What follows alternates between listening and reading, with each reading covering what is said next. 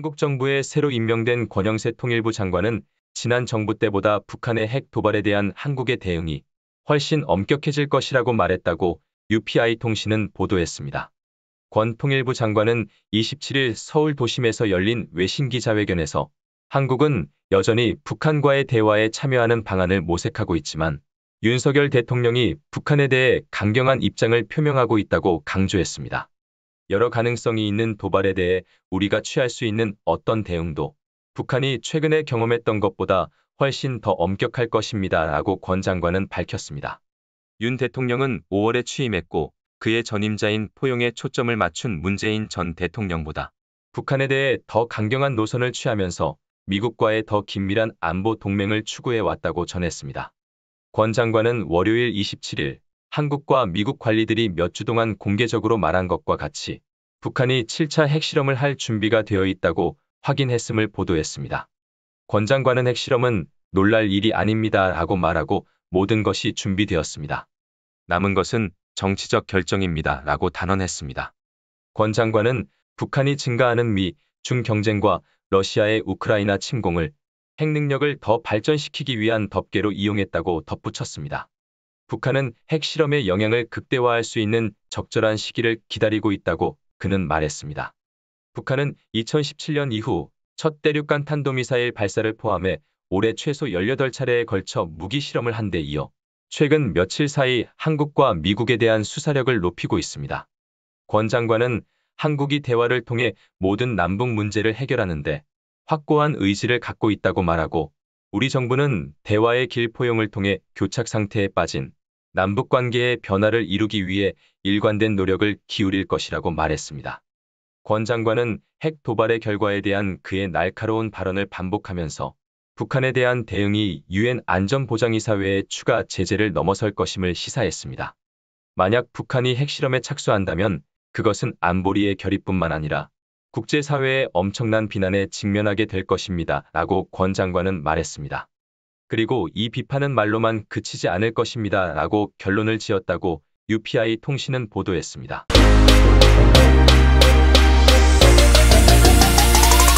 북한의 김정은과 그의 정부 관리들을 반인도 범죄 혐의로 기소할 합리적인 근거가 충분하다고 27일 전직국제형사재판소 판사들이 밝혔습니다.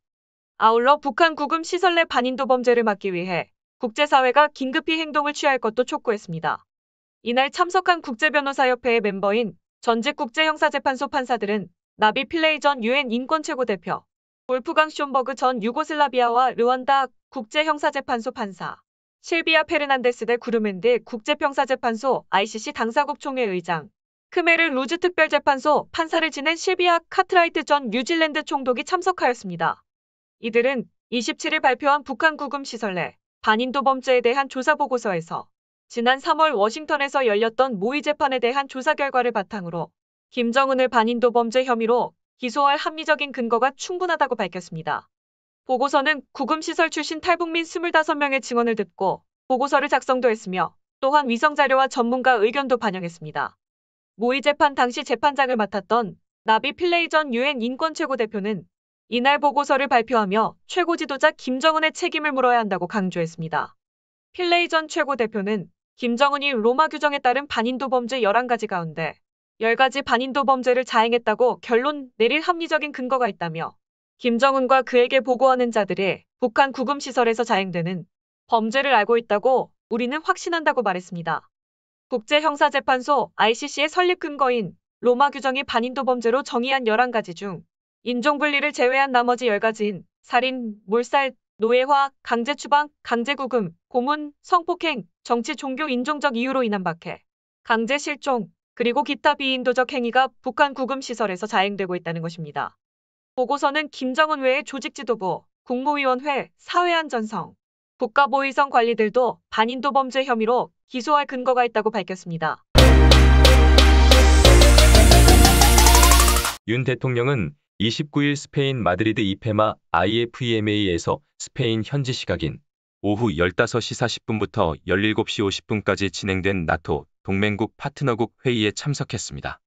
이 자리에서 윤석열 대통령은 북대서양 조약기구인 나토 동맹국과 파트너국 정상회의에서 3분여간 비공개로 연설을 진행했습니다. 7번째로 연설에 나선 윤 대통령은 국제사회가 북한 비핵화 의지를 강력하게 보여줘야 한다고 강조했습니다. 6번째 연설 주자는 보리스 존슨 영국 총리, 윤 대통령 다음인 8번째 연설 주자는 조 바이든 미국 대통령의 순서대로 진행되었습니다.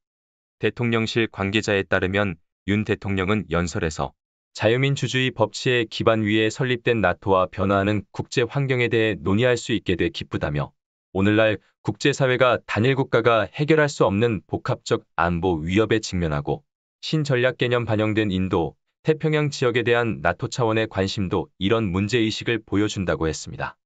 또 윤 대통령은 우크라이나 사태를 두고 새로운 경쟁과 갈등의 구도가 형성되는 가운데 우리가 지켜온 보편적 가치 부정되는 움직임 포착되고 있다고 지적하기도 했습니다. 윤 대통령은 북한의 핵위협에 대해서는 강도 높게 비판하며 국제사회의 협력을 당부했습니다. 또 북핵과 미사일 프로그램은 유엔 안보리 결의에 대한 명백한 위반이고 한반도 국제사회 평화안보에 대한 중대한 도전이라며 북한 비핵화 위에 북한 무모한 핵미사일 개발 의지보다 국제사회의 북한 비핵화 의지가 더 강하다는 것을 분명하게 보여줘야 한다고 촉구했습니다. 이번 나토 회의는 윤 대통령의 다자외교 무대 데뷔전으로 많은 주목을 받았습니다. 대통령실은 나토 회의에 참석하며 목표했던 가치와 규범의 연대, 신흥한 보협력, 글로벌 네트워크 구축 등에서 기대 이상의 성과를 보였다고 설명했습니다. 대통령실 관계자는 윤 대통령은 여러 나라와 정상회담 가지면서 똑같은 말을 몇 번씩 반복했는데 글로벌 안보 질서에서 한 지역의 문제가 그 지역의 문제로 그치지 않는다는 것이라며 한국의 초격자 기술 나토 EU 회원국들과 협력이 심화되는 계기가 됐다는 점은 신흥한 보협력의 첫 단추를 잘 끼웠다 평가라고 강조했습니다.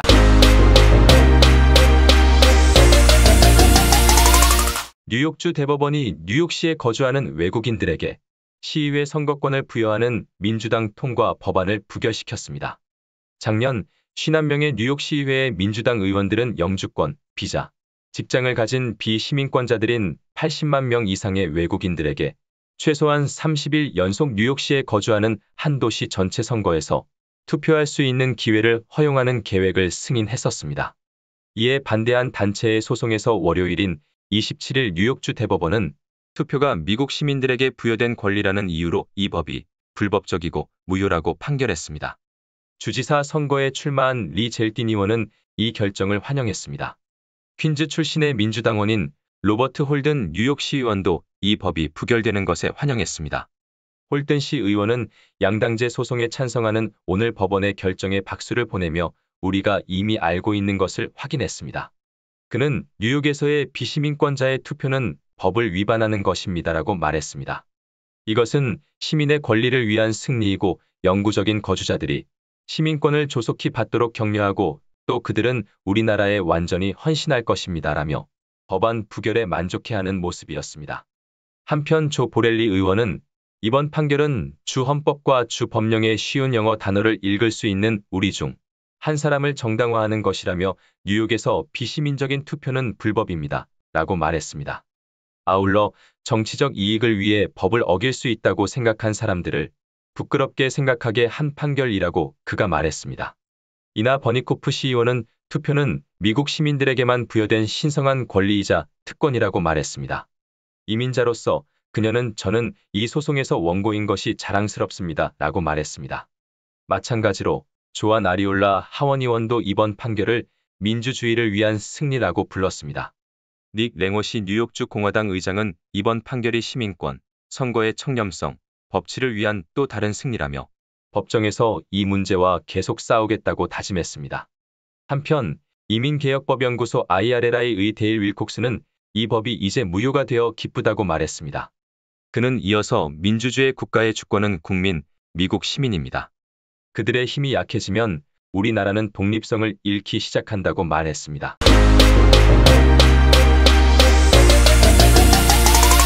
(6월 27일) 대법원은 워싱턴 주의 한 학군이 경기 후 50야드 줄에서 개인적인 기도를 주도했다는 이유로 고등학교 미식축구 코치 조셉 케네디를 해고했을 때 수정헌법 1조의 종교적 자유 보호를 위반했다고 6대3으로 판결했습니다. 이번 판결은 재구순의 항소법원의 판결을 뒤집은 것입니다. 이번 대법원의 판결은 종교의 자유를 위한 승리로 여겨집니다. 이 사건에서 고등법원은 수정헌법 제1조의 자유운동과 언론 자유 조항은 개인적인 종교 의식을 행하는 개인을 정부의 보복으로부터 보호한다고 판결했습니다. 법원은 미국 헌법이 정부가 그러한 종교적 표현을 억압할 것을 요구하거나 허용하지 않는다는 것을 발견했습니다. 워싱턴주의 브레머튼 스쿨 디스트릭트에서 근무하지 않는 조셉 케네디 코치는 경기가 끝난 후 그가 대중 앞에서 기도하는 것을 금지했을 때 그의 권리가 침해되었다고 주장했습니다.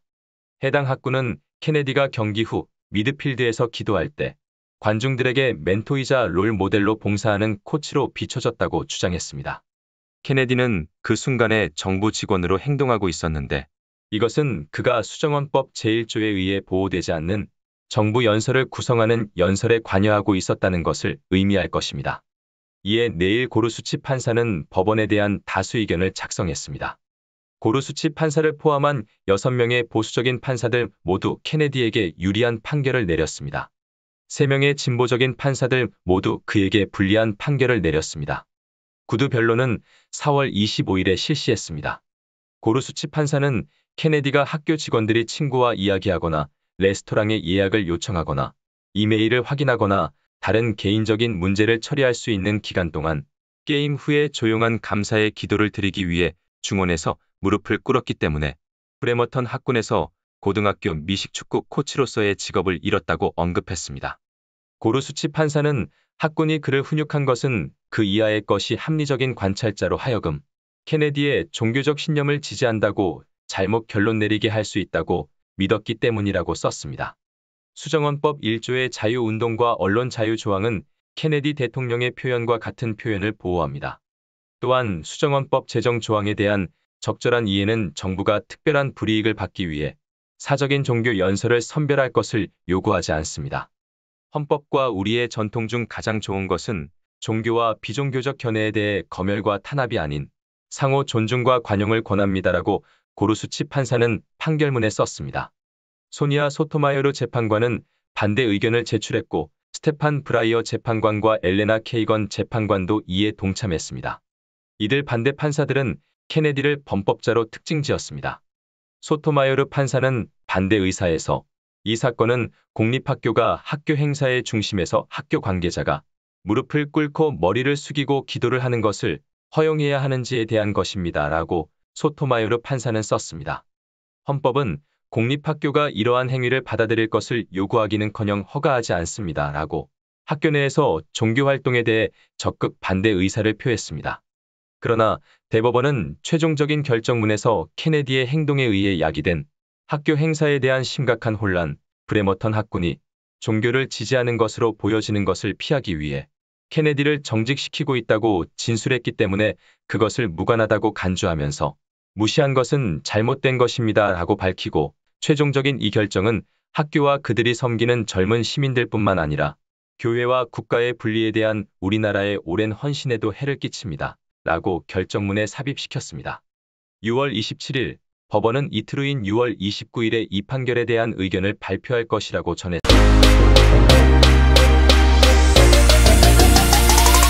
이상 KMC 뉴스를 마칩니다. 여러분들의 구독과 좋아요를 눌러주시므로 저희들의 뉴스 제작에 큰 힘이 되어주십니다. 많은 협조를 바라겠습니다. 감사합니다. 안녕히 계십시오.